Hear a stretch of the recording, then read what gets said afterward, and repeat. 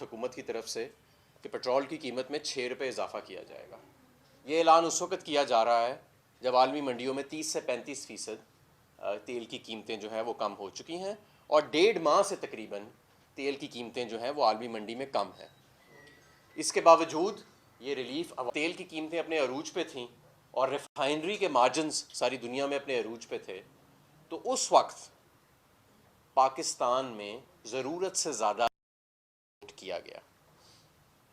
جس وقت ریفائنری کے مارجنز اپنی پیک پہ تھے اور جس وقت تیل کی قیمتیں ساری دنیا میں اپنی عروج پہ تھیں، تو پاکستان میں ضرورت سے زیادہ تیل کو امپورٹ کیا گیا، اور $2 ارب کی امپورٹ ہماری جون میں $3.7 ارب پہ چلی گئی، اور انوینٹریز بلڈ اپ ہونا شروع ہو گئیں. انوینٹریز یعنی کہ سٹوریجز فل ہونا شروع ہو گئیں، اور پاکستان میں تیل کی جو مہنگے تیل کے جو سٹاکس تھے وہ بڑھنا شروع ہو گئے. تو ظاہر ہے کہ وہ جو مہنگے تیل کے سٹاکس تھے ان کو اب ختم ہونے میں وقت لگے گا، چاہے قیمتیں نیچے بھی آ جائیں. لیکن معاملہ صرف یہاں پہ ختم نہیں ہوتا. آپ کو پتہ ہے کہ اس وقت معاشی جو ہماری صورتحال ہے وہ اس نئی حکومت آنے کے بعد سے کافی نازک ہو چکی ہے، اور یہ جو ہمارا ایکسچینج ریٹ ہے یہ ایک پنگ پونگ کی طرح اوپر نیچے جا رہا ہے. تو یہ جو مہنگا ترین تیل آیا اور اس کے بعد جو سستے داموں پہ بھی کارگوز آئے جب عالمی منڈی میں چلے گئے، وہ ڈالر کے مہنگے ترین ریٹ پہ اس کی ایلسیاں ریٹائر ہوئیں. 240 روپے ڈالر، اور پھر 248 روپے کے اوپر پی ایس او کی ایل سیز اور دوسرے بینکوں نے ایل سیز جو ہیں وہ ریٹائر کیں. اور مجھے یہ بتایا گیا، جو ذرائع نے بتایا، اور یہ سارا اس کا ریکارڈ موجود ہے کہ کتنی انوینٹری بلڈ ہوئی، کتنا زیادہ تیل منگایا گیا، کتنے ڈالر پہ کون سی ایل سی، کون سا کارگو ریٹائر ہوا. 7 سے 8 روپے مارکیٹ کے ایکسچینج ریٹ سے بھی زیادہ نیشنل بینک آف پاکستان میں ایل سیز ریٹائر ہوئیں. یعنی 248 روپے تک پہ آپ کے تیل کی ایل سیز پاکستان میں جو حکومت درآمد کر رہی تھی وہ ریٹائر ہوئیں، جس کی بنیاد پہ تیل کی قیمتیں جو ہیں وہ پرائیویٹ سیکٹر کے لیے بھی فکس کی جاتی ہیں. تو ظاہر ہے کہ جب عالمی منڈی میں 30 سے 35% تیل نیچے چلا بھی جائے، اور اگر آپ کی اتنی نااہل نکمی حکومت یہاں پہ بیٹھی ہو کہ جس کے ناک تلے حکومت کا بینک 7 سے 8 روپے کرنسی کے مارکیٹ ایکسچینج ریٹ سے بھی زیادہ آپ کی ایلسیاں ریٹائر کر رہا ہے، اور ایلسیاں اور کارگوز اس وقت آ رہے ہیں جب آپ 240 روپے کا ریٹ جا رہا ہے آپ کے ڈالر کا، اور ایسا نااہل آپ کی حکومت بیٹھی ہے جو آپ کی کرنسی کو 182 سے اٹھا کے کبھی 250 پہ لے جاتی ہے، کبھی 240 پہ لے آتی ہے، کبھی 212 پہ لا کے ڈھول بجانا شروع کر دیتی ہے. تو جب یہ معاملات ہوں تو پھر عالمی منڈی کے اوپر نہیں کہا جاتا کہ جی پیٹرول اس لیے سستا نہیں ہو رہا کیونکہ عالمی منڈی، پھر کہا جاتا ہے کہ حکومت نااہل ہے جس کی وجہ سے تیل آپ کا سستا نہیں ہو رہا. یہ دنیا میں واحد پاکستانی ملک ہے جہاں پہ اب تیل سستا نہیں ہو رہا. اس کی وجہ یہ ہے کہ یہ جو انہوں نے پہلے مہنگے کارگوز پہ زیادہ تیل منگا لیا، اور اس کے بعد جب ڈالر ریٹ اپنے پیک پہ تھا تو اس پہ ایل سیوں کو ریٹائر کیا گیا بینکوں میں، اور ریٹائر بھی کیا گیا تو اس مہنگے ریٹ سے بھی 7-8 روپے زیادہ پہ ریٹائر کیا گیا، جس کی وجہ سے آج پورے پاکستان کی عوام کو، جہاں پہ مختلف شعبوں میں، جہاں انرجی کا شعبہ ہے، لوڈ شیڈنگ کے زمرے میں یہ جو بے روزگاری آ رہی ہے، مہنگائی آ رہی ہے، وہاں ہر چیز مسلط حکومت کی ناکامی اور نکمے پن کی وجہ سے عام عوام کو سفر تو کرنا پڑ رہا ہے. وہاں پہ اب یہ تیل کی جو قیمت جہاں نیچے جانی تھی وہاں پہ اب اوپر جا رہی ہے، اور یہ پیورلی حکومت کی ناکامی ہے. پوری ذمہ داری سے میں کہتا ہوں پیورلی حکومت کی ناکامی کی وجہ سے. اس کو نہ تو یہ عالمی منڈی پہ ڈال سکتے ہیں اور نہ ہی کسی اور چیز پہ. دوسری چیز جو میں بتانا چاہتا ہوں آپ کو وہ یہ کہ جب پاکستان تحریک انصاف کی حکومت تھی، اور اس بات کی تصدیق روس کے سفیر نے بھی کی، تو ہم سستا تیل روس سے لانے کے قریب تر تھے. ہمارے ہمسایہ ملک تمام جو ہیں وہ روس سے سستا تیل خرید رہے ہیں. روس کی جو دنیا میں تیل کی ایکسپورٹ ہے وہ کئی گنا بڑھ چکی ہے، اور ہمارا جو ہمسایہ ملک ہے ہندوستان، اس نے تو روس کا سستا تیل منگا کے ایکسپورٹ بھی کرنا شروع کر دیا ہے، اس کو ریفائن کر کے اس کے ڈالر بھی کمانے شروع کر دیے، اور اپنی قوم کو بھی انہوں نے ریلیف دے دیا ہے. یہاں پہ ہمیں کہا گیا کہ نہیں، ہم نے سستا تیل نہیں خریدنا، روس خود سستا تیل لے کے چل کے ہمارے پاس آئے اور ہمیں ہماری دہلیز پہ دے، یعنی کنواں پیاسے کے پاس آئے. حالانکہ روس کے سفیر نے کہا کہ عمران خان حکومت ہم سے بات چیت کر رہی تھی اور معاملات چل رہے تھے آگے. اور میں آپ کو دعوے سے کہتا ہوں کہ آج تو اگست کا مہینہ آ گیا ہے، ہم نے اپریل کے مہینے میں، یہ میں نے اپنے لیٹر میں بھی لکھا تھا روس کے انرجی منسٹر کو، کہ اپریل کے مہینے میں ہم نے پہلے کارگوز سستے تیل کے لے آنے تھے. وہ نہیں لایا گیا، جس کے نتیجے میں پورے ملک میں فورن ایکسچینج کا کرائسس آیا کیونکہ آپ نے مہنگا تیل جب منگایا مہنگے ریٹوں پہ منگایا آپ کے اتنے زیادہ ڈالر لگے. مہنگائی کا سیلاب آیا پاکستان میں جو بھی اور مزید آنا ہے اور وہ میں آپ کو بتاتا ہوں کیسے آنا ہے. آپ کے ملک میں لوڈ شیڈنگ کا بدترین دور آیا کہ فرنس آئل مہنگا نہیں خریدا انہوں نے اور ساری چیزیں. تو یہ میں سمجھتا ہوں کہ اس طرح اگر ملک چلے گا اور اس طرح معیشت چلے گی تو یہ معاملات نہیں چلیں گے. اور یہ کوئی اس خوش فہمی میں نہ رہے کہ 182 سے 250 پہ جا کے یا 240 پہ جا کے اگر ڈالر 212 پہ آ جائے تو ملک کی معیشت ریکوری میں ہوتی ہے. بالکل ایسی کوئی بات. آج آپ کا انٹرسٹ ریٹ تاریخ کا بلند ترین یعنی شرح سود, آپ کی انفلیشن ریٹ یعنی مہنگائی کی شرح بلند ترین 3 گنا بڑھ چکی ہے. آپ کی لارج سکیل مینوفیکچرنگ کنٹریکشن میں چلی گئی یعنی بڑے درجے کی صنعت کنٹریکشن میں جا چکی ہے. آپ کی صنعتیں آج بند ہو رہی ہیں, بے روزگاری ہو رہی ہے. آٹا 1700 روپے تک بوری جا چکی ہے 20 کلو کی. آپ کا گھی دیکھنے کدھر جا چکا ہے. صرف اگست کے مہینے میں یہ جو ہم یہاں بیٹھے ہیں اس وقت تو یہاں پہ بجلی نہیں ہے, لوڈ شیڈنگ ہو رہی ہے, لیکن اگر بجلی آ رہی ہو تو جو اگست کے مہینے میں آپ بجلی کنزیوم کر رہے ہیں اس پہ 10 روپے اضافی فیول پرائس ایڈجسٹمنٹ لگ کے سپتمبر کے بلوں میں آئے گی, یعنی سپتمبر میں آئے گی. پہلے جو قیمت بڑھ چکی ہے وہ علاوہ 10 روپے فی. کیونکہ آتے 7 اپریل اور مئی کے اندر مہنگی ترین ایل این جی لے لی گئی. پچھلے دور میں ایل این جی کے پلانٹ لگائے گئے مہنگے, امپورٹڈ کوئلے کے پلانٹ لگائے گئے. پھر اس کے بعد اب جب یہ آئے ہیں تو اس کی قیمت اب یہ قوم ادا کر رہی ہے ان کی غلطی کی ہے جو امپورٹڈ ایندھن پہ ہم نے کیا ہے نا معاملہ سارا. اور اگر پاکستان تحریک انصاف کا لانگ ٹرم کا سودا نہ ہوتا قطر کے ساتھ جو تقریباً 10.4% پہ ہم نے کیا پاکستان کی تاریخ کا سب سے سستا ایل این جی کا سودا, تو آج یہ قیمت اور بھی زیادہ ہونی تھی. جب میرا دور تھا انرجی منسٹر کا روز صبح شام شو ہوتے تھے, ایل این جی نہیں لی جی, 12 کارگو آ رہے ہیں, صرف 11 کارگو آ رہے ہیں, 16 آ سکتے ہیں, نیا ٹرمینل نہیں لگا. میں آپ کی اطلاع کے لیے عرض کرنا چاہتا ہوں اگست میں صرف 7 کارگو آ رہے ہیں جو یہ 16 میں سے لانا چاہتے تھے. اور جب سے یہ حکومت آئی ہے کوئی ایسا مہینہ نہیں گیا کہ پورے 11-12 کارگو انہوں نے لائے ہوں. 3000 میگا واٹ بجلی کا شارٹ فال تو صرف اس وجہ سے ہے کہ ایل این جی پوری نہیں خرید رہے. اور خریدیں کیسے پوری؟ خریدیں گے بھی تو مہنگی لانی پڑے گی, اس لیے نہیں خرید رہے. امپورٹڈ کوئلے کے پلانٹ 25% کیپیسٹی پہ اس لیے چل رہے ہیں کہ امپورٹڈ کوئلہ جو بڑا پاکستان کو ترقی کی راہ دکھاتے ہوئے جس کے فیتے کاٹے گئے تھے 2013 سے 18 کے درمیان, آج خود ان کو بند کر رہے ہیں اور کہہ رہے ہیں امپورٹڈ ایندھن والے پلانٹ بند کرو جو خود لگائے تھے اور اب سولر لگانا شروع کرو ہر جگہ پہ. یعنی کہ جو امپورٹڈ ایندھن پہ پلانٹ لگائے تھے غریب عوام اب ان کو بند کرنے کے بند بجلی گھروں کا کرایہ بھی ادا کرے گی, اور جو نئے پلانٹ سولر کے لگیں گے اس کی قیمت بھی ادا کرے گی, اس کی کیپیسٹی پیمنٹ بھی ادا کرے گی, اس کا یونٹ کی کاسٹ بھی ادا کرے گی. تو یہ ان کی پلاننگ ہے ساری جس کو یہ دیکھ رہے ہیں. پروجیکٹ ایسے کیا گیا تھا کہ جی بڑی کوئی کمپٹنٹ حکومت جو ہے وہ آپ کے سامنے آ رہی ہے. آج ملک میں بجلی نہیں ہے, ملک میں گیس کی قیمتیں 200% بڑھا دی گئی ہیں اور گیس ہے بھی نہیں. ایل این جی کی قیمت ہمارے دور میں $14-15 سے کبھی اوپر نہیں گئی. اس وقت صنعت کو $23 کی ایل این جی جا رہی ہے, $23 کی ایل این جی جا رہی ہے اس وقت صنعت کو, اور صنعت بند ہونے کے قریب آ چکی ہے. اور آپ کا ابھی مزید کنٹریکشن آنی ہے. ہمیں سامنے ایک ریسیشن نظر آ رہا ہے. آپ کہہ رہے ہیں نا جی میں نے ڈیفالٹ بچا لیا, ڈیفالٹ کے قریب تو لائے آپ خود تھے. ہمارے ٹائم پہ تو کوئی ڈیفالٹ کی پچھلی رپورٹ پڑھ لیں ہمارے دور کی آئی ایم ایف کی, کسی جگہ پہ کوئی ذکر ہے کہ بھئی کوئی کرائسس آنے والا ہے یا یہ اکانومی کرائسس میں ہے. 6% پہ معیشت بڑھ رہی تھی, زر مبادلہ کے ذخائر بڑھ رہے تھے. پھر آپ نے سوچا کہ کیونکہ یہ روس سے سستا تیل لینے لگے ہیں تو چلو کیوں نہ بیرونی قوتوں کے ساتھ مل کے سازش کریں اور ان کو گرائیں, اور اس چکر میں آپ نے پوری معیشت کا بیڑا غرق کر دیا. اور آج آپ سے سنبھالا نہیں جا رہا, آج آپ سے سنبھالا نہیں جا رہا یہ ملک. یہ پٹرول میں جو آپ نے امپورٹ کے اندر جو آپ نے نکما پن دکھایا, ایل این جی کی امپورٹ کے اندر آپ نے نکما پن دکھایا, انرجی کے اندر ہزاروں میگا واٹ کی 6-7 ہزار میگا واٹ کی روزانہ کی بنیاد پہ لوڈ شیڈنگ جو آج تک پہلے کبھی نہیں ہوئی وہ آپ نے کر کے دکھائی. مہنگائی آپ نے 3 گنا بڑھا کے دکھا دی اس قوم کو اور کہہ رہے ہیں جی ہم نے معیشت کو بچا لیا. آپ نے بیڑا غرق کر دیا اس ملک کی سیاست کا, معیشت کا, اور اس ملک میں شہری حقوق کا. آج کوئی محفوظ بھی نہیں ہے اس ملک کے اندر. کوئی بھی چینل کسی بھی وقت بند کر لے, کوئی بھی کسی کو اٹھا کے لے جائے.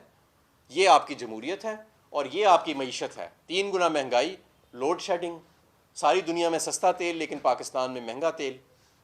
تو اس طرح یہ ملک نہیں چل سکتا. اور اسی لیے ہم کہہ رہے تھے کہ اس ملک کو ایک نئے مینڈیٹ کی ضرورت ہے. ایک نئے مینڈیٹ کی ضرورت جو ہم کہہ رہے ہیں یہ ہم کو غیر آئینی بات نہیں کہہ رہے, کوئی غیر جمہوری بات ہم نہیں کہہ رہے. ہم یہ نہیں کہہ رہے کہ ہمیں جس طرح آپ کو مسلط کیا گیا ہے ہمیں بھی لا کے یہ حکومت کے اوپر مسلط کر دیا جائے. بالکل ہم یہ نہیں کہہ رہے. ہم کہہ رہے ہیں کہ کم از کم عوام کو یہ فیصلہ کرنے کا موقع دیں کہ اس ملک کی حکمرانی کس نے کرنی ہے. اب ہمیں عوام پہ اعتماد کرنا چاہیے. یہ بند کمروں میں فیصلے کرنے ہمیں بند کر دینے چاہیے. پکڑ دکڑ اٹھانا, چینل بند کرو, یہ کرو وہ کرو, یہ دور گزر گیا. یہ 40 سال پہلے کا دور تھا. یہ اللہ دیتے پیپسی کا دور نہیں ہے, اللہ رکھا پیپسی کا دور نہیں ہے. یہ دور جو ہے یہ سوشل میڈیا کا دور ہے. یہ دور جدید دور ہے. اس دور کے اندر آپ کمیونیکیٹ کرتے ہیں. بچے جو ہے آج اس کے ہاتھ میں یہ معیشت کی فگرز ہیں, یہ سیاست کی فگرز ہیں. یہ اب آپ کی ان باتوں میں وہ آنے والے نہیں ہیں. یہ حبیب جالب کے شعر پڑھ کے یہ جو مائک گرا دیے جاتے تھے, اب اس میں کسی نے نہیں آنا. یہ دور گزر چکے ہیں. یہ پی ٹی وی کے زمانے کے دور تھے. تو اب خدارا اس ملک پر رحم کریں اور عام انتخابات کی طرف جائیں. یہ معیشت, یہ سیاست اور یہ ریاست, یہ اب مزید برداشت نہیں کر سکتی. اس مسلط حکومت کی ناکامیاں, اس کی نالائکیاں, اس کی بد دیانتیاں اور اس کا جو ظلم اور جبر ہے جس کی انہوں نے ایک نئی مثال قائم کی ہے. اور ہم انشاءاللہ تعالیٰ اپنی تحریک کو مزید تیز کر رہے ہیں. اور جس طرح عمران خان صاحب نے کہا کہ پورے پاکستان میں اب یہ تحریک پھیلنے والی ہے. اور یہ آپ شکر کریں کہ اس ملک میں ایک جماعت ہے پاکستان تحریک انصاف جو پرامن جماعت ہے اور جو جمہوریت میں یقین رکھتی ہے. ورنہ کوئی یہ اور ملک ہوتا اور یہ کوئی اور جماعت ہوتی اور اس کی اتنی عوام میں حمایت ہوتی تو معاملات جو ہیں وہ شاید سری لنکا کی ڈگر پہ اب تک جا چکے ہوتے. یہ عمران خان ہیں, ان کی آئین اور قانون سے وابستگی ہے, ان کی جمہوری نظام کے اندر یقین ہے, جس کی وجہ سے ہم بار بار آپ سے ایک پرامن طریقے سے پلی کر رہے ہیں کہ خدارا یہ اب آپ کی ناکامیاں پورے قوم کے سامنے اب آ چکی ہیں. آپ کے تو وزیر چہرہ دکھانے کے قابل نہیں ہیں. وہ تو جب آتے ہیں تو سیاسی گفتگو کرتے ہیں, اپنے وزیر اپنے سبجیکٹ کے اوپر بات ہی کوئی نہیں کرتا. بات کیا کرے؟ نہ گیس والا بات کر سکتا ہے, نہ بجلی والا بات کر سکتا ہے, نہ فائنینس والا بات کر سکتا ہے. بات کریں کیا؟ تو اس لیے سیاسی گفتگو کرتے ہیں. یہ آج کی تھی. جی سوال. اچھا ہمارے صاحب یہ بتائیے گا کہ آپ نے چونکہ خود بھی اس منسٹری کو چلایا ہے کہ ایسا ممکن ہوتا ہے کہ سمری جائے کہ پیٹرول کی قیمت اتنی کم کر دی جائے اور جب اپروول کی سٹیج آئے تو اس کی قیمت بڑھا دی جائے. ساتھ یہ بھی بتائیے گا کہ حکومت کا فیصلہ ہے اور مریم نواز جو کہ اس حکومت کی اہم رہنما ہیں, ان کی جانب سے اور سابق صدر آصف علی زرداری کی جانب سے تحفظات کا اظہار کیا جا رہا ہے. کابینہ میں بھی اس پر احتجاج کیا گیا ہے. کیا مفتیٰ اسماعیل کو قربانی کا بکرا بنانے کی تیاری ہو رہی ہے؟ دیکھیں, جب اوگرا کی سمری جاتی ہے تو وزیر اعظم جو ہے وہ حتمی فیصلہ کرتے ہیں کہ قیمت بڑھانی ہے یا نہیں بڑھانی. فائنانس منسٹر کے اس کے اوپر ایڈوائس ہوتی ہے شامل, جس کو وہ رد بھی کر سکتے ہیں. لیکن میرا نہیں خیال کہ کبھی ایسی روایت رہی ہے کہ اوگرا نے کہا ہو کہ قیمت کم کریں اور حکومت قیمت بڑھا دے. ہوتا کیا ہے کہ قیمت بڑھانے کی اوگرا سمری موو کرتی ہے اور عموماً جو وقت کا وزیر اعظم ہوتا ہے وہ عوام کو ریلیف دینے کے لیے یہ کہتا ہے کہ نہیں ٹیکس کم کر دو یا سبسڈی دے دو, قیمت نہ بڑھاؤ یا قیمت کم کر دو. یہ الٹا پہلی دفعہ ہوا ہے کہ قیمت اوگرا کم کرنے کا کہہ رہا ہے اور حکومت جو ہے وہ کہہ رہی ہے نہیں قیمت ہم نے بڑھانی ہے. اور اس کی وجہ ہے نا, اس کی وجہ یہ میں نے آپ کو بتائی ہے کہ جو جس طرح انہوں نے ایلسیاں ریٹائر کی ہیں اور سارا کچھ کیا ہے تو یہ تو, اور جہاں تک مریم نواز, دیکھیں یہ ساری نورا کشتی ہے, اس میں ہم یقین نہیں رکھتے. یہ گڈ کاپ بیڈ کاپ کا جو کھیل تھا نا یہ 90 کی دہائی سے چلا آ رہا ہے. یہ ساری نورا کشتی ہے. یہ سارے ان کو کوئی عوام کا درد نہیں ہے. ایون فیلڈ میں بیٹھ کے کس کو عوام کا درد ہونا ہے کہ جی ایون فیلڈ میں بیٹھا کہتے ہیں جی وہ کمرے سے اٹھ کے چلا گیا. ایون فیلڈ میں اٹھ کے ہائیڈ پارک میں چلے گئے تھے. مطلب یہ کیا انہوں نے بات کی ہے؟ یہ سمجھتے ہیں کہ لوگ اتنے معصوم ہیں اور اتنے بچگانہ یہ باتیں کرتے ہیں. وہ تو ایسے لگتا ہے کسی پیروڈی اکاؤنٹ سے ٹویٹ کی ہے انہوں نے. اچھا, آپ سمجھتے ہیں کہ اسی بات کو کنٹینیو کر کے کہ ساکھدار اور نواز شریف کی واپسی کے لیے یہ تمام تر اور اسے واقعی بکرا بنایا جا رہا مفتیٰ صاحب کو؟ دیکھیں یہ اس کا جواب تو مفتیٰ اسماعیل صاحب ہی دے سکتے ہیں. مفتیٰ اسماعیل صاحب کی بھی کارکردگی کوئی اتنی اچھی نہیں ہے اور ڈار صاحب کی وجہ سے تو خیر 2018 کا بحران آیا تھا, وہ تو ایک تصدیق شدہ بات ہے. میرا نہیں خیال کہ کوئی ایک میں چیلنج کرتا ہوں معاشی ماہر مجھے لا کے دکھا دیں جو یہ مجھے کہہ دے کہ اسحاق ڈار کی جو اکنامک پالیسیز تھیں اس کی وجہ سے بحران جو ہے وہ پیدا نہیں ہوا تھا یا آئندہ بھی نہیں ہوئے گا. تو یہ تو ان کے پاس معیشت کو یا صنعت کو یا توانائی کو چلانے کے لیے وہ لوگ موجود نہیں ہیں. یہ سارا ایک ڈرامہ تھا. 2013 سے 18 کے درمیان تو عالمی منڈی میں ویسے ہی قیمتیں کریش کر گئی تھیں جس کی وجہ سے انہیں تھوڑی سی بریدنگ سپیس مل گئی تھی. اس بریدنگ سپیس کے باوجود یہ بحران لے کے آ گئے تھے. تو یہ میں نہیں سمجھتا کہ یہ ان میں وہ اہلیت ہے, ان کے پاس وہ ٹیم ہے جو ملک کی foreign policy, economic policy, energy policy جو ہے اس کو چلانے کی قابلیت رکھتے ہیں. باتیں یہ ہو رہی ہیں کہ لندن میں شاید کوئی بڑا پلان بن رہا ہے, کوئی ملاقاتیں ہو رہی ہیں, آپ کے پاس کوئی ایسی اطلاعات ہیں کہ نواز شریف کے ساتھ طاقتوں کے لندن میں کوئی مذاکرات ہو رہے ہیں, عام انتخابات کے حوالے سے, نواز شریف کی وطن واپسی کے حوالے سے کچھ چیزیں طے ہو رہی ہیں تاکہ عدالتی اور جو قانونی معاملات ہیں ان کو پہلے سے حل کیا جائے؟ دیکھیں یہ جو آپ دیجیے ساتھ ہی ایڈ کر دیجیے گا, تحریک انصاف اپنی جو پرامن جدوجہد ہے اس کو کیسے ممکن بنائے گی کہ انتخابات جلد ہو سکیں اور اسی سال میں ہو سکیں؟ جی دیکھیں جی, جہاں تک پہلا سوال ہے نا کہ یہ ڈیل کر رہے ہیں کہ نہیں کر رہے, بالائے آئین اور قانون یہ کوئی چیز کر کے تو دکھائیں. یہ کیا سمجھتے ہیں کہ بالائے آئین اور قانون یہ اب وہ ملک رہا نہیں ہے. یقین مانیں یہ 75ویں سال میں واقعی حقیقی طور پہ آزادی کی طرف ہم جا رہے ہیں. اب یہ ملک نہیں رہا جہاں پہ آپ ڈیل کر کے ایسی چیزیں کر سکیں. کیسے ہو سکتا ہے کہ ایک کنوکٹڈ آدمی ہے, پاناما میں ان کی سٹیٹمنٹ سب کے سامنے ہے, کیسز سب کے سامنے ہیں, وہ سب کچھ کیا پیچھے چھوڑ دیا جائے گا؟ کیا وہ سب کچھ ایک طرف رکھ دیا جائے گا اور قانون اور آئین جو ہے وہ صرف ایک خاص طرح مروڑ کے پاکستان تحریک انصاف کے لیے ہی ہے؟ ایسے تو نہیں ہو سکتا. اور جہاں تک دوسرا سوال یہ ہے الیکشنز کا, دیکھیں الیکشنز تو ہم الیکشنز کسی بھی وقت کرا سکتے ہیں, لیکن ہم ان کو بڑے ادب سے اور بڑے احترام سے کہہ رہے ہیں کہ الیکشنز ایک جمہوری اور آئینی راستہ ہے کانفلکٹ ریزولوشن کا. اس ملک کے اندر جو سیاسی عدم استحکام ہے, کسی بھی ملک کے اندر جب سیاسی عدم استحکام آتا ہے تو وہاں پہ فریش الیکشنز کال کیے جاتے ہیں.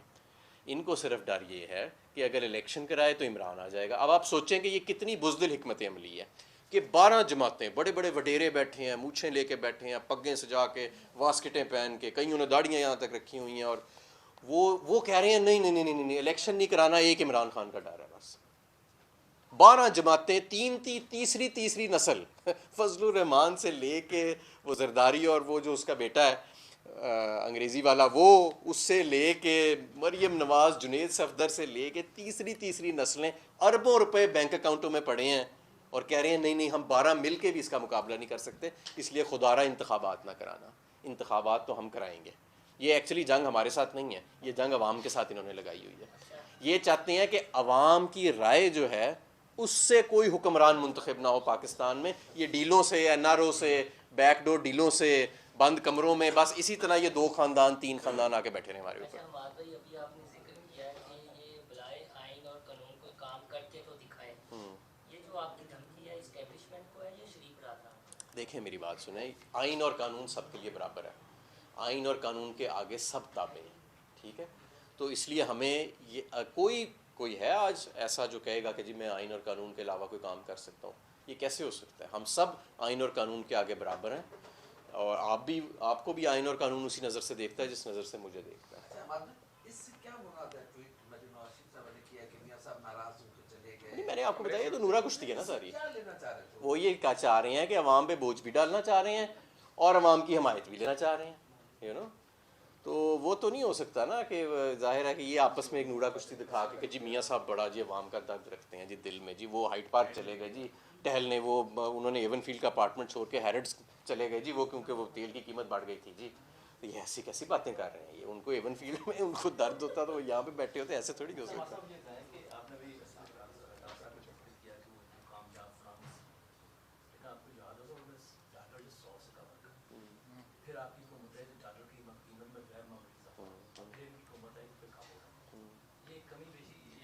دیکھیں 1970 یا 80 سے لے کے اب تک آپ کا ایوریج ڈی ویلیویشن ریٹ 6% ہے سالانہ کا.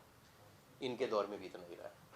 یہ جب آئے تھے تو 60-70 کے قریب تھا روپیہ, یہ پھر 100-105 پہ جا کے انہوں نے مستحکم کیا, اور اس کے لیے انہوں نے 25 سے 30 ارب ڈالر سرمائے کے آپ کے خرچ کیے. ایکسپورٹ آپ کی تباہ کر دی, آپ کا فارن ایکسچینج ریزروز تباہ کر دیے. 2018 میں آپ کا ریسیشن یا آپ کی اسٹیبلائزیشن کی آپ کو ضرورت ہی نہیں پڑنی تھی اگر یہ اسحاق ڈار صاحب نے اپنا یہ ڈالر کو اور اس کو اپنے دیکھیں. مسئلہ یہ نہیں کہ ہماری امپورٹ زیادہ ہے, مسئلہ یہ ہماری ایکسپورٹ بہت کم ہے. اور ہم جب ایسی حرکتیں کرتے ہیں نا کہ ایکسچینج ریٹ کو فکس کر دیتے ہیں تو ایکسپورٹ کا تو ہمارا بالکل بیڑا غرق ہو جاتا ہے. ان کے وقت پہ 24 ارب ڈالر سے آپ کی ایکسپورٹ 25 ارب ڈالر سے 23.5 ارب ڈالر پہ چلی گئی.